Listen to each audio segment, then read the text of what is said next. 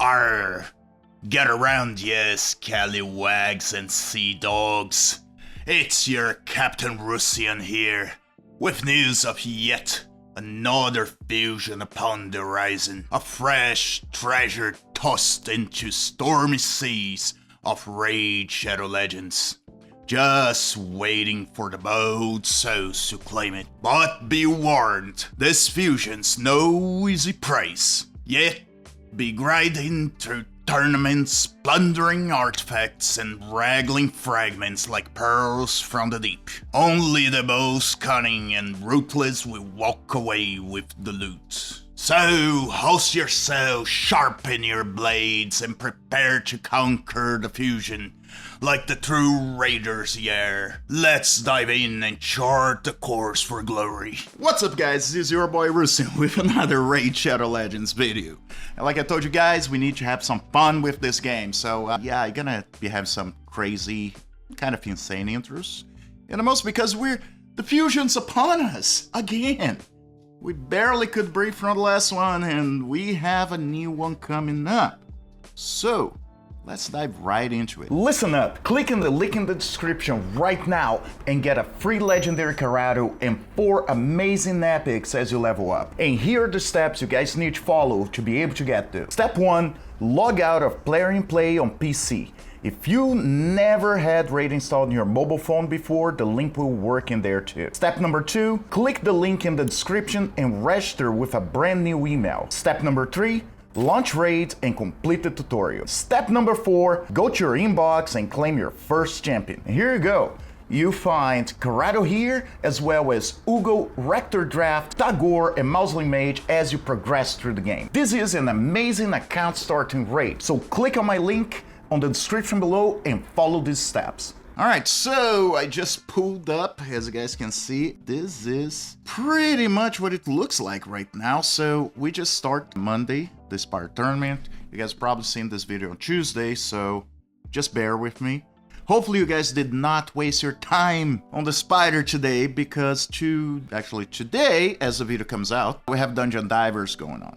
Okay, so that's the thing. You finally, different than the last fusion where they pretty much closed up Spider Tournament with the Dungeon Divers. What it means, you could only get Dungeon Diver points in one of the tournaments. It's actually spread out to where you guys gonna be having one day of Fire Night Tournament as well to be able to get points on Dungeon Divers. Now, one thing that is very different on this fusion is that we only have 2 Dungeon Divers. What I think it's pretty good until you see what comes later, okay? Give me a second. It's not that great. All right, so yes, we have Dungeon Divers Event 1. Right now we have Champion Training Event coming up as well. And then on Wednesday, we start with Gear Enhancement Event and Classic Arena Takedown on Friday. So the structure for the most part is pretty good. But then we have a Summon Rush on Friday. What I always advise you guys, wait on Summon Rush close to the end. And the reason for that is I can put money in that we're gonna have a Sand Devil, okay? Now this Summon Rush, right? What it means, it's about shards, right? So just make sure you don't have like a 2x event coming up with that as well, because that would really help you guys. So I will update if I find any information. But wait a little bit on the Summer Rush, more towards the end. Usually Saturday, Sunday, you guys gonna have a 2x or something coming up. So after that, we're gonna be having a Dragon Tournament starting on Monday. Another Champion Train Tournament. What I really don't mind, because I have been working on Hydra teams and stuff. It is a good time for you guys to be, you know, almost forced to level your champions, but, well, gotta happen. But I will actually make a guide to show you guys the easiest way to save resources and be able to actually level your champions in the best way. And the most because a lot of times you're gonna be leveling food to do that, but you don't have to level all the way, okay? And then we're gonna have on Sunday as well the second Dungeon Divers coming up and Gear Enhancement Event coming up on Monday. Now, more towards the end, following Thursday, we're gonna have a nice Golem, Class Arena Takedown coming on Friday, and a Gear Enhancement Event. Now, and those are pretty much like, if you see like in the beginning, it's pretty tight, the schedule, But then towards the end, it's pretty kind of like open. But it is really because we're gonna be having Hero's Path coming up. Now, that's the problem. So we don't have 2 summoning events. We have 1, and it's a summon rush. But usually it can be bad because so let me say, if Hero's Path is probably gonna be getting champions and getting gear.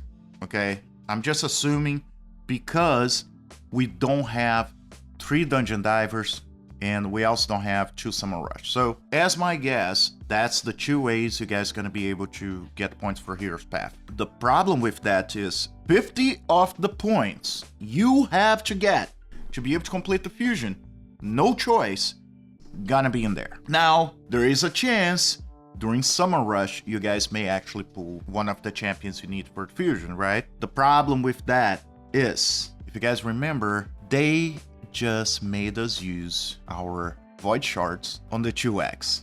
That I don't think many people got anything from it, but we used the Void Shards on 2x. And this champion, as you guys can see, is a Void champion. So unless you guys are preparing to spend money or somehow you luck out and you get some Void Shards, there's probably no chance you're gonna be able to get this champion just by summoning. Okay, so I don't think it's that hard. I don't think this fusion is that hard for you guys, okay? But I also don't think it's the easiest fusion as well. Better than the others. You know, all right, so one of the main things we have to keep in mind as well, we need to take a look at this champion right now. All right, so Lysanthir, he's from the High Alps. Now, before we look at his kit, there's a huge argument about content creators, about players, everything. If that fusion is actually worth it. There's some people planning to skip or not skip this fusion. Let me know in the comments what you guys actually feel. Are you going to skip or are you going to go for the fusion? Now, I will go for the fusion because like I told you guys, it's like Pokemon for me, okay? I gotta catch them all. And the other thing is, a lot of people go like, oh, this guy's garbage, or he's good, but he's not that good. We have like so many other champions that can do a better job. Yeah, fine, but you have to always remember, do you have those champions that can do better than him, okay? That's what a lot of people forget. They're very quick to say you should skip this because they have thousands of champions, okay? They have legendaries +4, they have mythicals +4.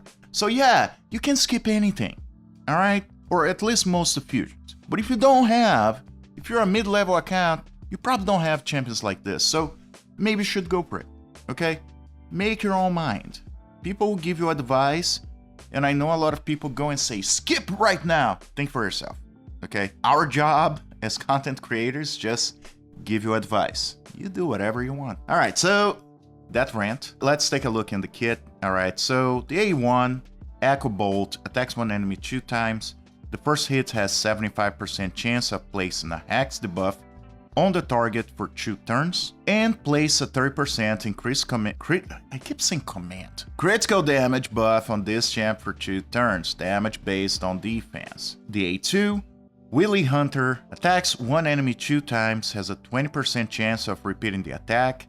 When this champion counterattacks or teams up with allies to join an attack, we'll use this skill instead of their default skill. The damage inflicted with this skill increased by 10% each time an ally is devoured. Stacks up to 50%. But honestly, devoured or fully swallowed? Let me know what you guys think. I can't test this guy. I'm not part of the test server, okay? All right, and A3 attacks all enemies 2 times. Each hit has 75% chance of placing a 30% decreased speed debuff and a 25% weaken debuff for 2 turns. If a target's under a Hex debuff, place these debuffs before attack. And you have his passive skill, Survivalist Supreme. We ignore life barrier and life protection buffs. Increase this champion's defense by 5% for each active buff on this champion. Stacks up to 50%.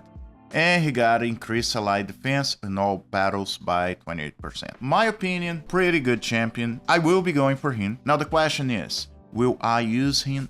I really don't know. Trust me, I've been working on, because I've been involved so much on free to play that I'm accumulating so many legendaries that I have not really built. I have the whole deck of Alice and I haven't built them. Okay, I think I built Cheshire Cat, and a couple of others, but not fully. I didn't commit to it. So it's something I'm working on, and almost now that the Hell Hades challenge ended. But yeah, so I don't know if I gotta have use for him, but let me put it like this. You guys never know. New content comes to the game all the time, and who knows, maybe a new content, this will be the best champion you guys can ever have. And if you miss him, well, too bad for you. So, I don't know. I am going for him like I go for every other champion. Let me know in the comments if you guys gonna go for him or not. Yeah, but like I said, that's my 5 cents. In the end of the day, you guys have to make your own decisions. Alright? Guys, thank you very much for watching. And as always, I'll see you in the game.